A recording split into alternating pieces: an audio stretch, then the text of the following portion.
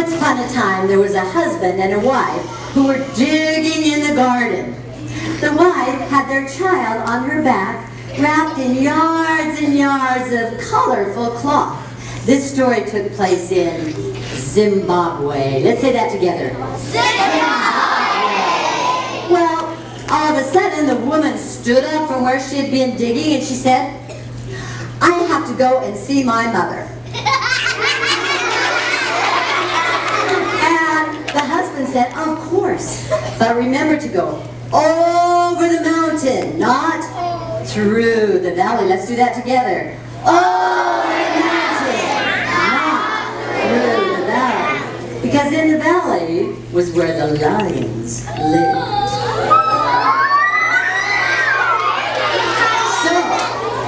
The wife said, "Of course I'll remember to go over the mountain." And she went into their little hut and she got some bread and cheese for the journey.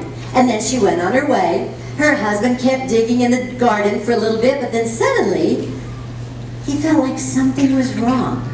He felt like his wife was in danger.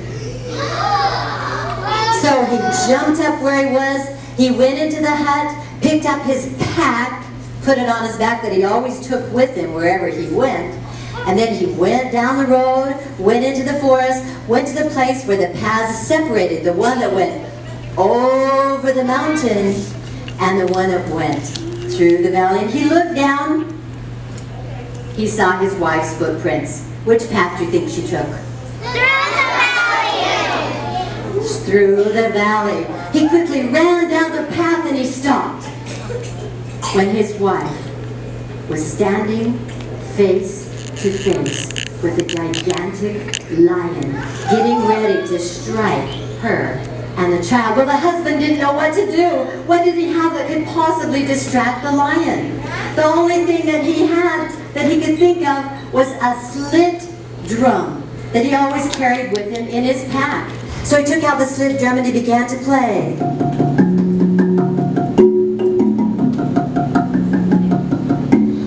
And the lion began to sway that big body. His eyes became glazed over. It was like he was hypnotized. It was like he was mesmerized by the music.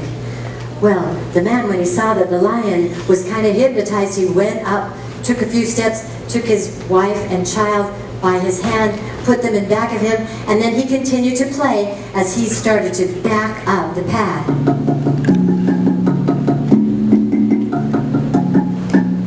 He took a step back, but the problem was when he took a step back, the lion took a step forward. He took a step back, the lion took a step forward. He took a step back because the lion wanted to be close to the music.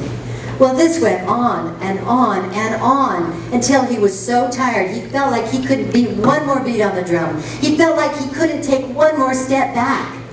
When suddenly to his right side, he heard a voice which said, "Hand me the drum." He looked to his right. A talking rabbit? That rabbit said again, "Hand me the drum." Well, the man was stunned that this was a talking rabbit, but he handed the drum down to the rabbit, and the rabbit continued to play.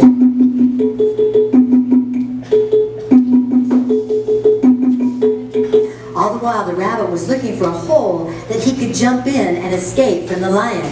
Finally, he found the perfect hole. So he took the slit drum, he threw it up into the air, he jumped into the hole, the drum fell down onto the ground, the music stopped, of course, and the lion woke out of his trance. He looked around. Where is the music? He went forward, he went backward, he went side, he went side. He could not find that music.